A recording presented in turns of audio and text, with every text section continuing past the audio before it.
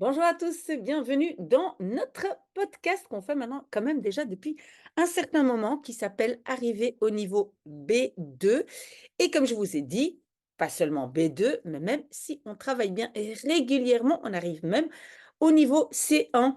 Alors vous voyez ici derrière moi la glycine, je ne suis pas encore dans mon jardin. Je pense qu'il fait encore un peu frais, même s'il y a du soleil, mais j'ai pris une photo et je trouve ça tellement magnifique. Donc voilà.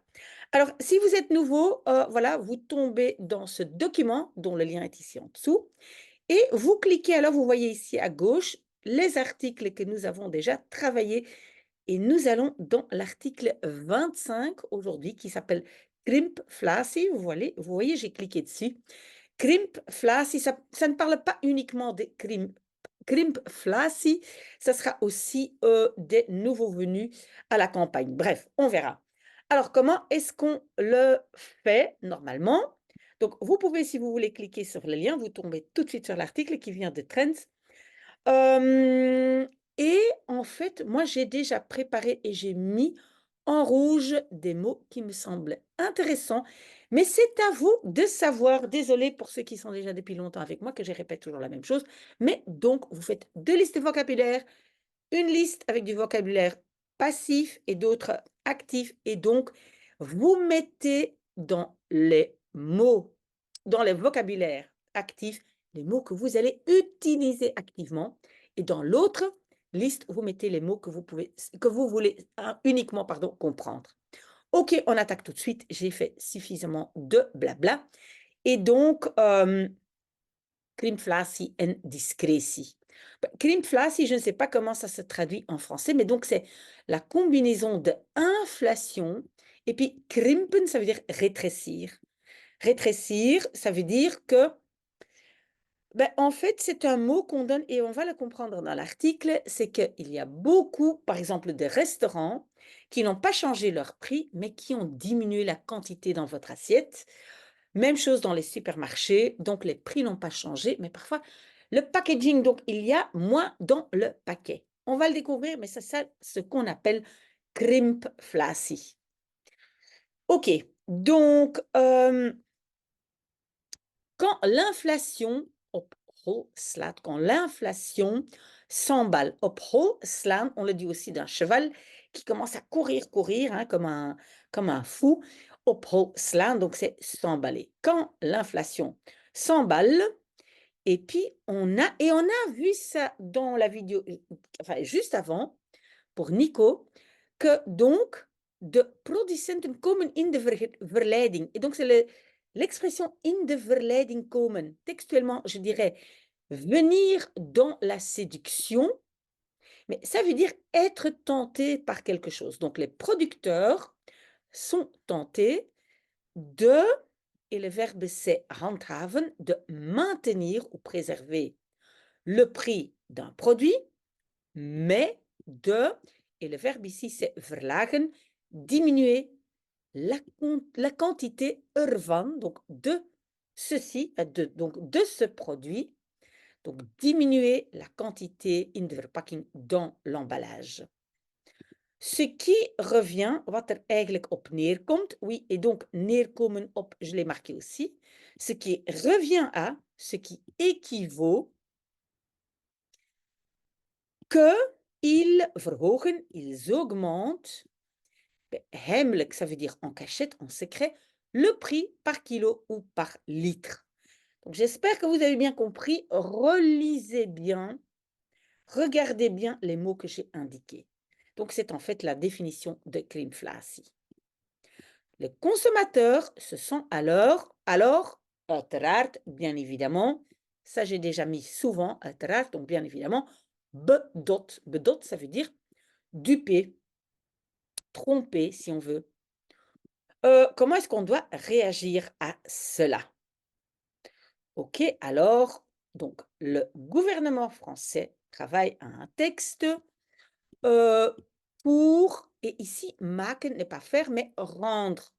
Si ça, vous ne le savez pas, vous devez le noter parce que, donc, maken, c'est faire, mais aussi rendre. Donc, il y a quelque part comme, on va dire une transition. Donc, rendre cette pratique transparente.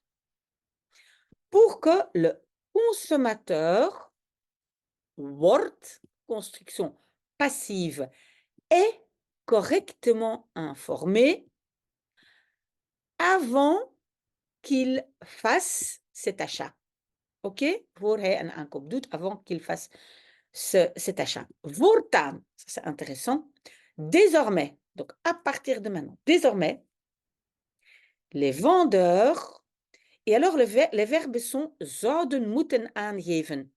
Donc, devraient indiquer eux-mêmes sur l'emballage, et qu'est-ce qu'ils doivent ou devraient indiquer que la quantité dans l'emballage est plus petite et que le prix licht se trouve plus haut, plus élevé, par unité de mesure. Donc, par unité de mesure, je trouve ça aussi intéressant. Si vous, ça ne vous intéresse pas, vous éjectez, vous ne notez pas. Ils ne le font pas, alors ils risquent une amende. Oui, une boete, une amende, je pense que j'ai déjà indiqué plusieurs fois. Si c'est difficile pour vous, vous l'indiquez. D'accord? Alors, les deux éléments, donc les éléments doivent worden meegedeeld, être indiqués. C'est encore une construction passive. Donc, les deux éléments doivent être indiqués dans une phrase standard au consommateur, doivent indiquer, doivent être annoncés, d'accord? Et donc, qu'est-ce qu'on doit écrire? Textuellement, la quantité de ce produit is gedaald. Is gedaald a descendu ou est descendu de X à Y et le prix ervan, de celui-ci, hein, donc de ce produit, est augmenté, gestegen, de X% ou X euros. Ça, c'est la phrase qui doit être indiquée. La phrase est obligatoire et doit zijn aangebracht, être appliquée, être mise, être écrite, zichtbaar en leesbaar, visible et lisible. L'obligation, et puis nous avons le verbe zou gelden, zou niet gelden. Gelden, j'ai déjà indiqué, mais si c'est nouveau pour vous, donc gelden, ça veut dire être valable pour, compter pour. Donc, ne compterait pas ou ne serait pas, comment je vais dire, zou niet gelden. Oui, ne compterait pas ou ne serait pas obligatoire. Echter, echter, c'est cependant, ça c'est un mot intéressant, un mot lien intéressant, pour des exploitants d'un magasin d'une surface de plus de 400 mètres carrés. Qu'est-ce que c'est mètres carrés en néerlandais? Vierkante meter, d'accord? Et donc, des magasins d'une telle superficie où, et alors, ici, on a un bon exemple où en français, on va utiliser en fait une construction avec on, et en néerlandais, c'est une phrase passive, construction passive. J'ai déjà dit ça souvent, j'espère qu'entre-temps, vous le savez. Donc, en français, on va dire où on offre, mais en néerlandais, où sont offerts ou est offert de la nourriture, hoofdzakelijk, principalement. OK? En, et donc aussi, pour voorverpakte consumptiegoederen, des goederen, des marchandises de consommation, voorverpakt, pré-emballées, en quantité constante, waarvan, dont le poids ou le volume is afgenomen est diminué. Donc, il y a certains magasins, certains magasins qui échappent à la règle. Donc, surtout quand ils offrent principalement de la nourriture et des marchandises de consommation pré-emballées. D'accord? J'espère que c'est clair, mais relisez à votre aise. Ici, c'est surtout un exercice de vocabulaire. OK? Alors, où est-ce que j'ai mis ici les mots? Oui, je dois zoomer un peu. Voilà. Dat onderwerp, ce sujet, zouden graag overnemen. Donc, zouden graag overnemen, aimerait reprendre notre ministre d'économie et de la protection des consommateurs. Donc, la VOD-economie wijst er echter op dat. Wijst erop dat. Rappelle que, signale que, echter, on a déjà eu, c'est cependant, que krimflatie n'est pas interdit, zolang, tant que, est-ce que je l'ai indiqué? Oui, tant que la quantité nette réelle du produit staat se trouve clairement et correctement sur l'emballage. Oui, vous avez vu que vous devez bien regarder vos verbes de position. Staan, on utilise staan quand c'est quelque chose qui est écrit. On a déjà eu aussi liggen. Liggen, parfois, c'est géographique. Géographique. Vérifiez si vous comprenez les verbes de position. Sinon, posez-moi la question. Ici, le staan, c'est parce que c'est écrit. OK? Et puis, j'ai une petite phrase à mémoriser telle quelle. Daar komt nog bovenop dat. À ça s'ajoute que. Bovenop, ça veut dire là, par-dessus. OK? Donc, là vient encore par-dessus que, mais en français, on va dire à ça s'ajoute encore que. Donc, il n'y ait pas de plainte, de chiffres ou de effectenonderzoek. Je dois admettre, ça, je ne comprends pas très bien. Donc, même ce morceau, cijfers of effecten onderzoeken, voilà. Vous pouvez enlever, moi, je vais dire, tant que, donc, à ça s'ajoute que er zijn geen klachten, qu'il n'y ait pas de plainte.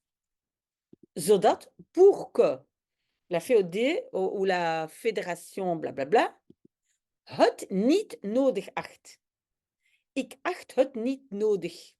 Je ne juge pas nécessaire. Donc, la VOD ne juge pas nécessaire. Ça, c'est intéressant. Acht het niet nodig. D'obliger les entreprises de ervan op de hoogte brengen, de mettre au courant ervan de cela. Et qui mettre au courant? Les consommateurs qu'ils appliquent la krimpflatie. Donc, la VOD juge pas nécessaire d'obliger les entreprises à mettre au courant les consommateurs qu'ils appliquent la krimpflatie. Qu'ils appliquent la krimpflatie. S'il vous plaît, cherchez un mot pour moi en français pour krimpflatie. Donc, c'est combinaison inflation et rétrécissement. OK. J'espère que c'est clair parce que les phrases sont assez complexes. OK, on a un nouveau sujet, peut-être un peu plus facile, mais il y a quand même quelques mots très spécifiques de législation. Alors, des habitations habitants, des habitants nouveaux de la campagne sont trop exigeants. Donc, veel eisend, exigeant. Ça, c'est un mot que vous devez connaître. OK, habiter à la campagne, heel wat, pas mal, beaucoup d'habitants de la ville en rêvent. Mais une fois de stop hebben gezet, une fois, où je l'ai mis ici? Ah oui, une fois, donc faire le pas. Quand ils ont fait le pas, hein, eenmaal ze de stap hebben gezet, quand ils ont fait le pas, ils veulent souvent regels opleggen. Regels opleggen, c'est imposer des règles. Imposer leurs propres règles à la population locale. Le nombre de gerechtelijke procédures, donc procédures judiciaires, j'aurais dû mettre ça au pluriel. Désolé. Donc, le nombre dat wordt gestart, qui est entamé, on va dire, par les nouveaux venus dans des zones, les zones landelijk, les zones, qu'est-ce qu'on va dire, de campagne, qui se plaignent de bruit ou geurhinder. Geurhinder, c'est nuisance olfactive, donc mauvaise odeur, n'est plus à compter. On ne plus compter donc le nombre de procédures. Donc, il y a énormément de procédures. Vous devez connaître le mot gerechtelijke procedures, hein, procédure judiciaire, et geurhinder, ou bien uniquement le mot hinder, nuisance. Hein, nuisance. Geur, ça veut dire odeur. OK? OK, alors je zoome à nouveau un peu. C'est en fait le dernier morceau. J'espère que vous arrivez à lire. Donc, tant à la campagne qu'en ville, il y a un nombre de ongemakken, d'inconvénients ou d'inconforts waar je mee moet leren leven, avec lesquels tu dois apprendre à vivre. Ainsi, dit, donc en fait c'est un parti apparemment les engagés, dans une proposition de loi, een wetsvoorstel, c'est une proposition de loi, waarmee, avec laquelle le parti, et alors le verbe c'est wil weerhouden. Donc le parti veut weerhouden, empêcher les nouveaux venus à la campagne ou des vacanciers om klacht in te dienen, pour déposer plainte, ça c'est déposer plainte, vous voyez, je l'ai marqué juste en dessous, ici, pour déposer plainte, pardon, contre lui, contre celui qui, et le verbe c'est veroorzaakt, parce que la phrase est assez complexe, hein, celui qui provoque, veroorzaken c'est provoquer, qui provoque, et il provoque quoi? Lawaai ou geurhinder, donc du bruit ou de la nuisance olfactive, door het uitvoeren van, en exécutant quoi? Des activités plaatselijk, lokaal, habituel. Habituel, c'est gebruikelijk. Gebruikelijke plaatselijke activiteiten. Des activités habituelles locales. Waouh! Ça, c'est pas un très beau français, hein? Désolée. Attendez, je prends un peu de café et puis on finit notre article. Alors, ainsi, ce ne serait plus possible, het zou niet langer mogelijk zijn, ce serait plus possible de, et maintenant, en fait, on cite la législation. Donc, c'est pour ça que peut-être le langage est un peu plus compliqué. Donc, ça vient de la législation. Donc, het aantasten van, l'atteinte à, donc, le calme public ou comportement asocial, voortvloeiend uit, découlant de, hein, résultant de, mais ici c'est vraiment voortvloeiend. Donc, vloeiend c'est couler, c'est pour ça que vous pouvez le retenir, découlant de, d'activités professionnelles ou agricoles et des activités folkloriques ou culturelles qui regelmatige en voldoende duurzame lokale gebruiken vormen. Qui forment ou qui, on va dire qui font partie de, qui forment des gebruiken. Et pourquoi j'ai indiqué gebruiken? Parce qu'ici, gebruiken n'est pas un verbe. Ce sont des coutumes ou des usages. Donc, des coutumes, des usages, des coutumes régulières, regelmatig, et voldoende duurzame, et suffisamment durable, et suffisamment durable. Oui, et maintenant, je n'ai pas encore le local. Donc, des coutumes locales, régulières ou suffisamment durables. OK? Et donc, ils ne peuvent plus déposer plainte. Non, pardon, attendez, on va rechercher le début de la phrase. Donc, il ne serait plus possible de in te roepen tegen het in actie komen van de gemeente. Donc, invoquer ceci pour que la commune prenne action. Très compliqué, hein? Et alors, on n'a pas parlé de, ici, entre parenthèses, all dan niet, là, ça veut dire, donc, le fait de que la commune, oui ou non, prenne action contre, voilà, des odeurs ou je ne sais pas quoi. Voilà, on a fini, c'était assez compliqué. Voilà, si vous ne comprenez pas toutes les phrases exactement, ce n'est pas trop grave parce qu'elles sont longues, elles sont complexes. Si vous avez compris, tant mieux, mais prenez certains mots qui vous intéressent. Pas la totalité, hein, ça risque d'être un peu trop, mais prenez certains, voilà, certains verbes, certains mots qui vous intéressent. OK, voilà, si vous avez aimé, n'oubliez pas de liker, de vous abonner, de, activer les notifications et de m'écrire un tout petit commentaire pour me dire si vous avez bien aimé. Oh là là, je ne sais plus parler. Si vous avez bien aimé ou pas, comme ça, moi je sais si je dois continuer ou pas. Je continue mon café peut-être. À tout de suite pour le devoir. Très très bon dimanche.